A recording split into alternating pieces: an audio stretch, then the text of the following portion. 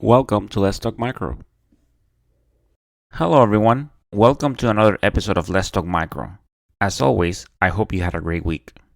And you can always find Let's Talk Micro on Apple Podcasts, Spotify, Google Podcasts, Amazon Music, Pandora, Stitcher, TuneIn Radio, Good Pods. Wherever you listen to your podcast, you can find Let's Talk Micro. As far as social media, I am on Instagram as Let's Talk Micro, no apostrophe, on Twitter as Let's Talk Micro 1, on LinkedIn as Luis Plaza, and on TikTok as Let's Talk Micro. So please go ahead and subscribe to the podcast, download episodes, leave a review if the app allows you to do so, and definitely leave any feedback on social media. If you also have any podcast topic suggestions, go ahead and you can leave them via social media, or you can email me at letstalkmicro@outlook.com. And I also launched a YouTube channel. It's kind of like in construction, so there are like some shorts, some videos, but not a lot yet. But definitely stay tuned. On social media, I like to post pictures of organisms and give updates as to when the next episode is coming out. So any feedback, any suggestions, they are always welcome and appreciated. If you haven't checked out the previous episode of Let's Talk Micro, please go ahead and do so. It was a great episode. Instead of talking of micro, we were talking about lab, about the Doctorate in Clinical Laboratory Sciences program specifically, and the guest was the first graduate from Rutgers University, DCLS, or Doctor of Clinical Laboratory Sciences program, Dr. Brandy Gonzalez. And Dr. Gonzalez came to the podcast and talked about, what kind of requirements you need for this degree. What is this degree about?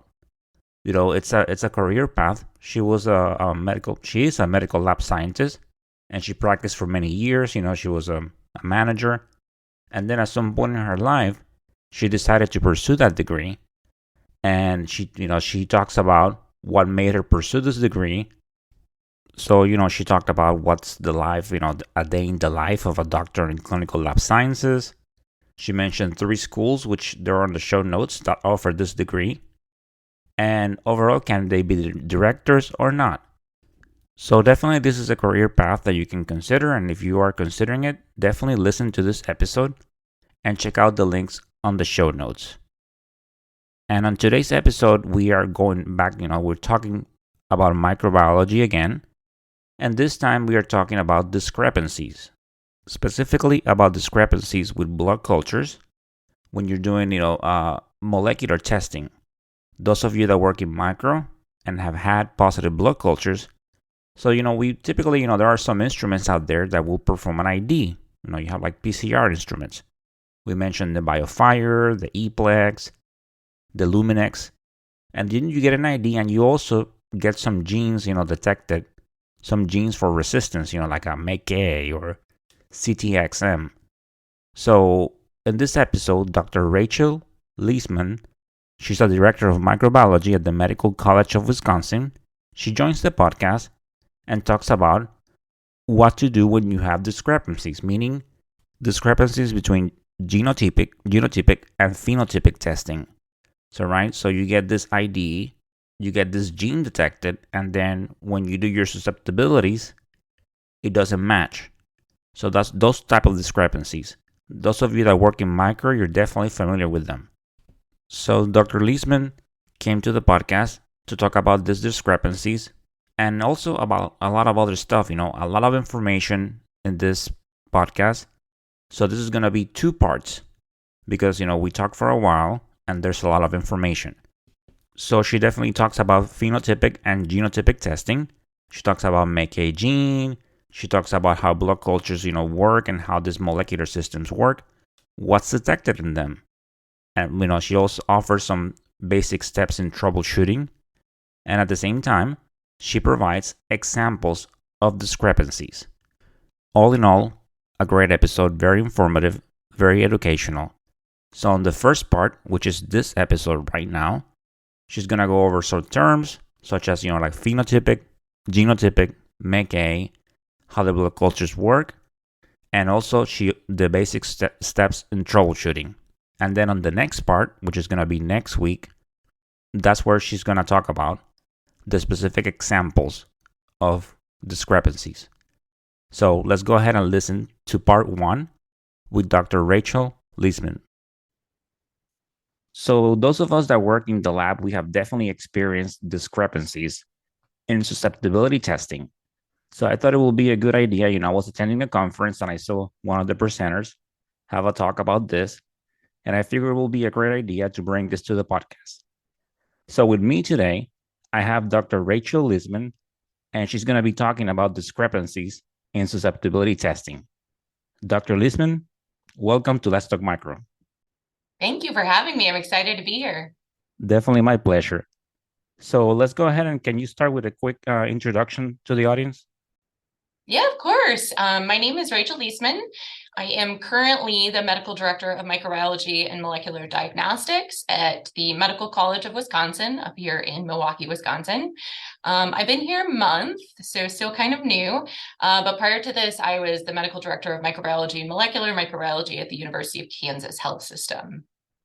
Well, definitely great having you. And you mentioned Wisconsin, and I mentioned this on the podcast before, but I was in the military. I did my basic training in Great Lakes, Illinois, and I was there for 9 months. And once winter started, from the moment I think I left in April, and some days, it was still snowing, and this was like 20 years ago. So it was definitely very cold. I mean, I do enjoy it. I think I live in the wrong state, but definitely it was very cold the whole time I was there. Yeah, it can be a little chilly, but usually you get a few nice days in the wintertime where the sun's out and it's above freezing. So we try to enjoy those days as much as possible. Yeah, I see that. I mean, as a new military, like shoveling the snow as my orders, yeah, that wasn't fun. But as a civilian, I can see that. Yeah, snow shoveling is not my favorite chore either. Okay, so let's go ahead and start with the basics. So for the audience, let's talk about the difference between genotypic and phenotypic testing. Yeah, absolutely. So big picture. When we identify a clinically significant isolate in the microbiology lab, we want to do some additional testing that is going to help our physicians understand what treatment of choice is going to work for their patient. So the goal of susceptibility testing really is to predict treatment success or failure for any given bug drug combination. So there's several ways you can do phenotypic susceptibility testing. And phenotypic susceptibility testing is the gold standard. So when we think about phenotypic susceptibility testing, usually what you're doing is you're exposing a specific isolate to a certain concentration of antibiotic, and you're looking for what concentration of antibiotic prevents or inhibits growth of that organism. And so the lowest concentration that is going to inhibit bacterial growth is considered our minimal inhibitory concentration, or MIC.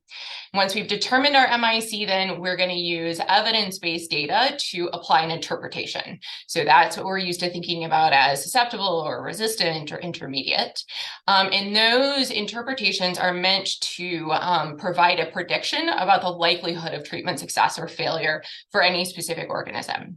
So when we think about phenotypic AST in the laboratory, we're thinking about disk diffusion or antibiotic strip gradients or ETES or microgroth dilution. And most clinical laboratories are going to use some sort of automated system, right? So the main vendors for those are going to be the Phoenix instrument, the Microscan instrument, the Vitek instrument. So those are our automated susceptibility testing.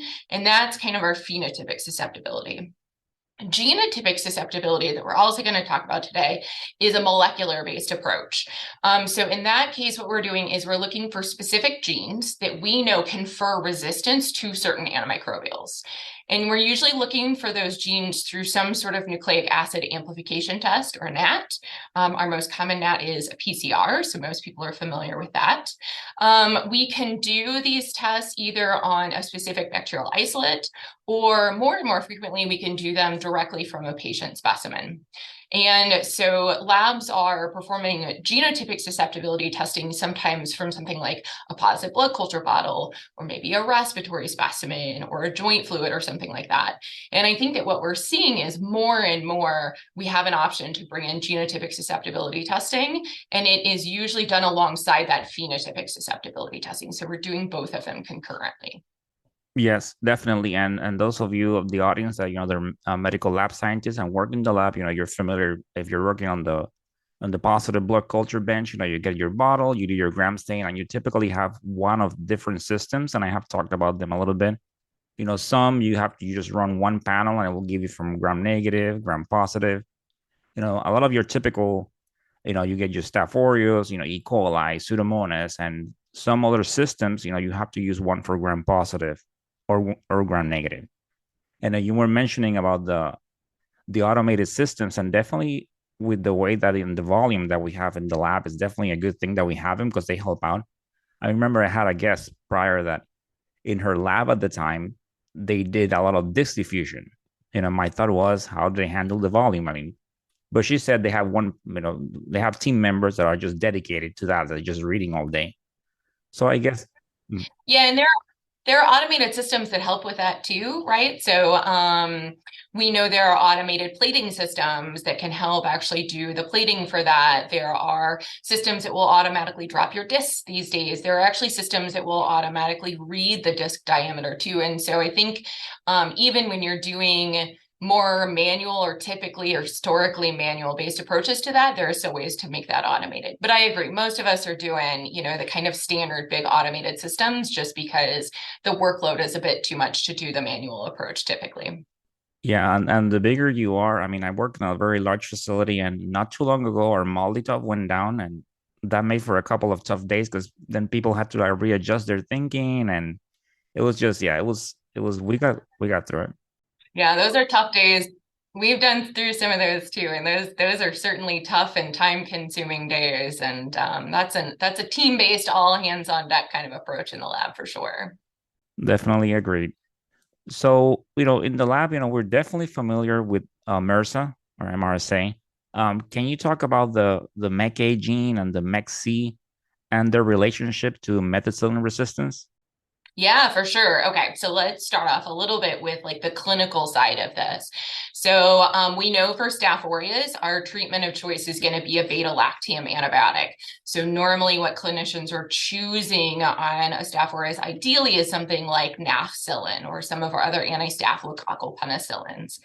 If the isolate is resistant to our beta-lactams, like it's an MRSA, the clinicians then are going to have to choose completely different classes of drugs. So they're going to choose vancomycin or daptomycin or linezolid or some other drugs, depending on the patient and the type of infection.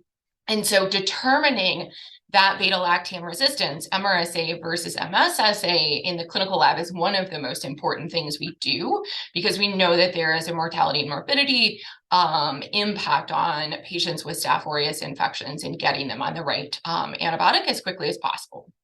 So for Staph aureus, the nomenclature is a little bit funky, right? Because we do our phenotypic susceptibility testing for Staph aureus using either oxacillin or cefoxitin. If it's resistant, we call it methicillin-resistant Staph aureus. And then the clinicians use something like nafcillin or cefazolin to treat them. So like the nomenclature is a little bit silly, and there's some historical reasons for this and everything. So that's kind of the medical side of that. So we've established that it's really important to figure out if any Staph aureus is a methicillin resistant or methicillin susceptible. So as I talked about earlier, phenotypic susceptibility testing is going to be our gold standard. And the challenge with that phenotypic susceptibility testing is it's time consuming, right? So we all know we've got an isolate, we either set up our discs or strips or we put it on our automated system, and then you're going to wait usually about 18 hours before you get those results. And so in patients with really severe Staph aureus infections, that 18 hours becomes really important because they're not on the right antibiotic in that time frame. So we need in the clinical lab better ways to rapidly differentiate between MRSA and MSSA. So that's something really important that we do. And I also want to take like kind of a little bit of a step back just to understand the biology of how Staph aureus confers resistance to methicillin, right? So what is an MRSA? As you mentioned, the MEK gene is a gene that when it's expressed is expressed as a protein called PBP2A, and that stands for penicillin binding protein 2A. So penicillin binding proteins are proteins that are really important in cross-linking the peptidoglycan layer of the cell wall. So this confers a lot of the rigidity of the cell wall for bacteria. It's super important for bacterial growth and for their health. And our beta-lactam antibiotics, when they're targeting Staph aureus, work by basically sitting into the binding pocket of that PBP2A protein, or that PBP2 protein, and preventing its enzymatic activity. So the organism comes in, it sits in the binding pocket, it prevents that enzyme from cross-linking the peptidoglycan layer, and then the bacterial cell wall doesn't work very well and the organism dies. So that's how our beta-lactam antibiotics work for Staph aureus. And anytime we have a really good antibiotic, there's always a little bit of an arms race, right, between what we can develop on the antibiotic side and what the organisms are developing in order to not die. So Staph aureus, one of the primary ways by which they have developed resistance to our beta-lactams is by expressing this PBP2A protein, and that is an altered version of the PBP2 protein. So the alteration essentially is an alteration in that binding pocket. So now the beta-lactam doesn't really fit into the enzyme, and the enzyme still works. And so that's how it confers resistance there. So PBP2A is what it eventually confers resistance to methicillin and gives us MRSA. Right. And so since we know that MECA is the gene and PBP2A is the protein that gives us MRSA, we can go and see if we can't develop and implement tests to look for these basic components in order to predict MRSA without necessarily doing phenotypic testing. So many people in the clinical lab might be familiar with the PBP2A test. That's a latex agglutination test. It is done on isolated colonies, and it takes like 15 to 20 minutes before you get a result, right? So that's definitely faster than the 18 hours it takes us to do phenotypic testing. But we can also look for that MECA gene.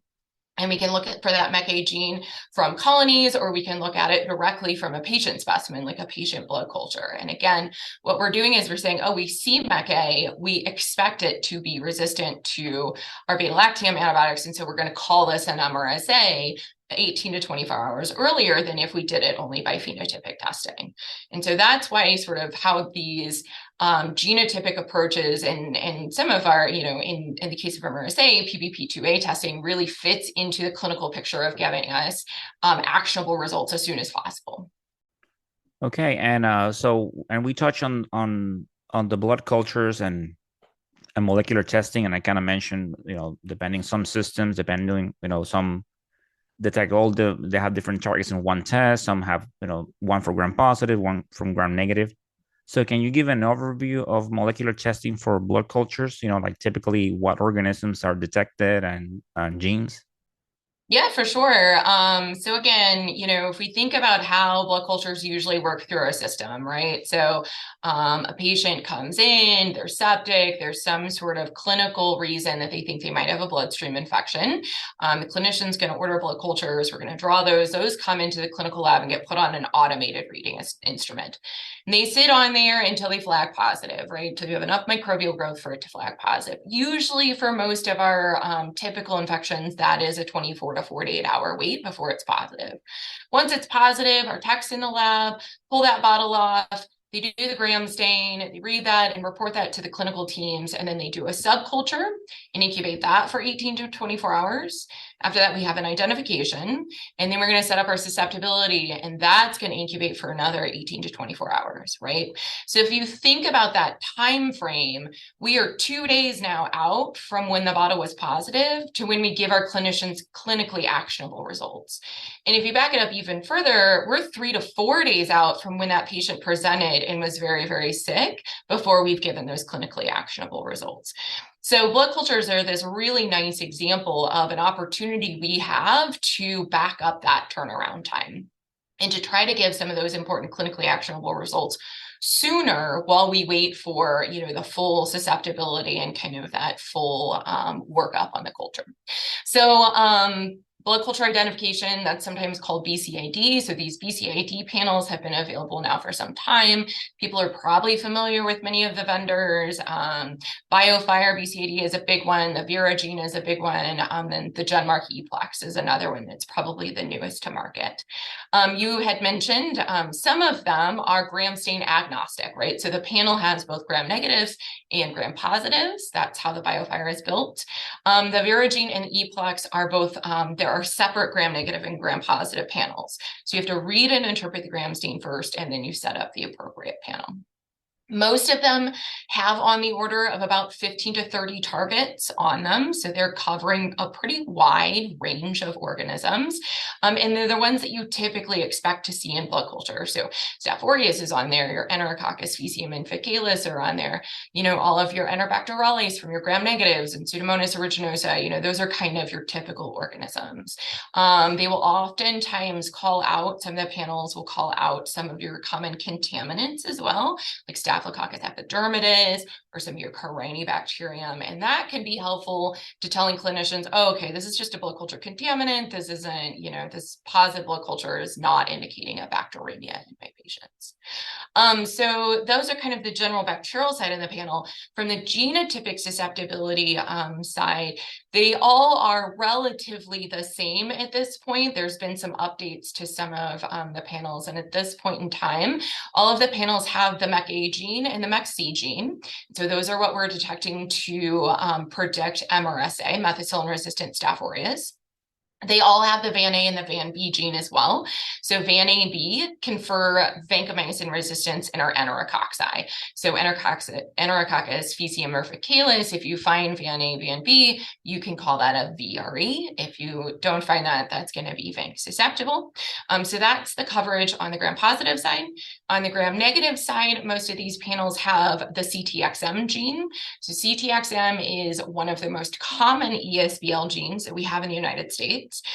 There are hundreds and hundreds of ESBL genes, so it's only one of many, but it is the most common one we find. And then they also detect usually the big five of our carbapenemase genes. So our ESBLs confer resistance to our third generation cephalosporins like ceftriaxone, mostly found in our Enterobacterales.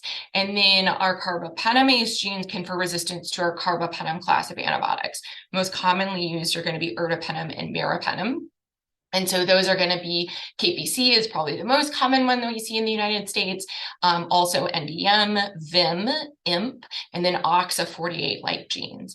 And similar to CTXM, there's lots of different other carbapenemase genes that are not detected by the panel, but the panels are going to find the most common ones that we see, at least here in the United States.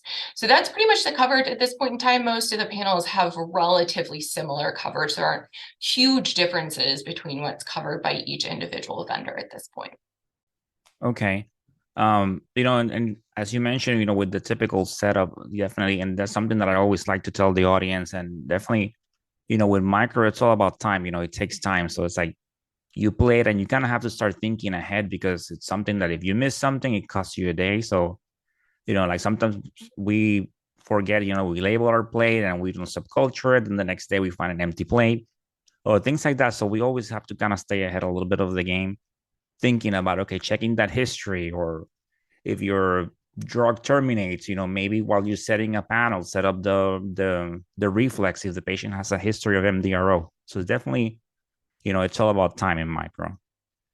Yeah, and we really depend, you mentioned this, our techs on the bench really have to look at the big picture and understand, what's going on with this isolate. Does the patient have a history? Can we expect this to be resistant or susceptible to certain antibiotics? And should we kind of set up confirmatory tests a little earlier or something like that? And so one of the reasons that microbiology is so much fun, especially clinical microbiology, is the complexity and that kind of just constantly needing to think about what's the big picture, what else do I need to do, how do I put all this together, and how do I predict what's going to happen for me tomorrow so I can stay ahead of the games and stay ahead of the microbes. Because you're right, if you sometimes you miss something, you forget to set something up, and those bugs, take a while to grow. And so you tack on another 24 hours there sometimes. So we try to avoid that. And our techs are really good at thinking through those problems. Yeah, well, yeah, well, definitely, definitely are, and put a lot of care, and like I sometimes joke my one of my biggest fears is just like leaving my plates out, and I go home, and sometimes I have dreamt about that. Um, I've woken up at 2 o'clock in the morning and thought, did I put that in the incubator? So I've had that experience. I think we've all had that experience. yeah, for sure. Okay, so you mentioned, and in the lab, we have seen discrepancies, and so let's go ahead and start talking about troubleshooting. So let's start with basic steps. Yeah. So, anytime, like referring to this and everything else, anytime that you're answering the same question with two different methods, you have to make sure those methods agree, right? And you have to just prepare for them to not agree because eventually something will be discrepant. So in this case, we're doing phenotypic susceptibility and genotypic susceptibility. So we just want to prepare for differences and discrepancies there. And importantly, set ourselves up. So number one, we're checking those, we're finding them as quickly as possible. And number two, everybody who is working on that blood culture bench, if we're talking about BCID, kind of knows at least in the beginning how we're going to get into this discrepancy troubleshooting. Um, for me, anytime you see a discrepancy, and just to kind of back up a second too, when we talk about discrepancies, there's kind of two main discrepancies that we're thinking about. So the first is that you have the antimicrobial resistance target is not detected, and your drug of choice or antibiotic of choice is resistant, right? And then the second is the opposite of that, where your AMR target is detected, so you expect resistance, but your antimicrobial is susceptible. So the troubleshooting between those can be a little bit different, even though there are commonalities there. So those are the things we got to look out for in the lab. We got to be ready to check. For me, I always like to take the easiest stuff first, right? Like I want to spend 10 minutes doing something and can fix the problem quickly. So I'm going to check all of the usual easy stuff we check when we're working up discrepancies in the lab. This means, did we have a clerical error? Did it get reported correctly? Do we have any labeling issues? Did we set up susceptibility testing on a mixed colony or on a mixed isolate or something like that? Check your purity plate just to make sure. And rarely do we find mistakes here, but if we do, this can save a lot of time down the road. So we just want to double check all of those things, make sure we apply the right breakpoints, kind of do the basics before we get too far into the complicated stuff. After those are checked and confirmed, then we're thinking about, do we want to set up some additional testing? So one thing you always want to think about is, do you need to or want to confirm either your genotypic or your phenotypic approach? And if you do you have an alternative method? So the ideal scenario is, you confirm your phenotypic susceptibility using an alternative method. You started on your automated system, now you drop a disc or a strip or something like that. That's usually, most labs are set up to do that, and that's achievable. Genotypically confirming that can get a little challenging. You could rerun the panel, that's expensive. And then you could, if you have a different method, use a different method, but most labs don't have multiple methods to do genotypic susceptibility, right? So yeah, maybe labs have a couple methods they could do to detect MECA, but usually there's not multiple ways to detect whether or not a CTXM is present or something like that. So I always try to do those first. And then depending on how that looks like, I'm also starting to think about what are some of the biological reasons behind this discrepancy. And those can be very specific based on the discrepancy. And then how do I start testing or determining whether or not some of those biological reasons might be present. So I might be thinking about, is this a mechanism not detected on the panel? Does that make sense? Or what are the things that might make sense that can help guide my discrepancy or my workup and troubleshooting there? So that's kind of like the big picture of how I start approaching these discrepancies on that kind of day one. You just got the sus off and we're looking at it, and together at the bench. Yeah, it's definitely good, you include all those steps because sometimes, it can get in the bench, it can get a little overwhelming and you're busy, we're looking at multiple things, and especially, with blood culture, so you're trying to be so careful and then you get issues like this. And yeah, sometimes, it's a simple, like I had a case like that where the report said, that it was a VRE and it was susceptible for vancomycin, and then I just checked the printout and it was just like the person reported it as an error. They just typed the wrong code. Yep.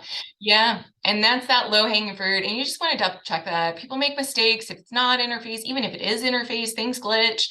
And that can save you a lot. I have definitely been in situations where I didn't check that first. I did a bunch of troubleshooting, and then we finally went back and checked it and we found it. And I was like, oh man, learned that lesson the hard way. So it's always good to kind of start with those straightforward, just quick checks. They can be done immediately. And, after you get that checked, then you move on to the more complicated, more time consuming type of work. Definitely. And just to add to that, also with the susceptibility testing, and even sometimes, it's always good to get familiar with the limitations of each of these tests. A lot of times you get the probes, cross react, you get other organisms and things like that. So it's always, you're doing your testing, and it's good as you have some downtime. Definitely, look at that package insert and get familiar with those limitations. They're in your SOP. So it's good knowledge to have that way when you have some type of discrepancy. That's something that you can turn to. Yeah, that's such an awesome reminder. And as we, when we brought on a new method for BCID, as we found some of these discrepancies and went back and found, oh, okay, yeah, this actually was in the package inserts, kind of buried in there, we found it. We would add that to the limitation section of our SOP, or we'd add it, because it's much easier to pull up your own SOP than to go find the package insert or something. And so as you if this is new to your lab, and as you bring it on and as you learn these aspects and these nuances of both your genotypic and your phenotypic susceptibility, your primary methods, incorporating those into your SOPs becomes really important. And that's a great way to share your knowledge with the other techs that are going to be on the bench, and will eventually, those new techs are going to train on the bench and maybe haven't done, troubleshooting before. So that's a good point and a great thing to remember for labs. Yes.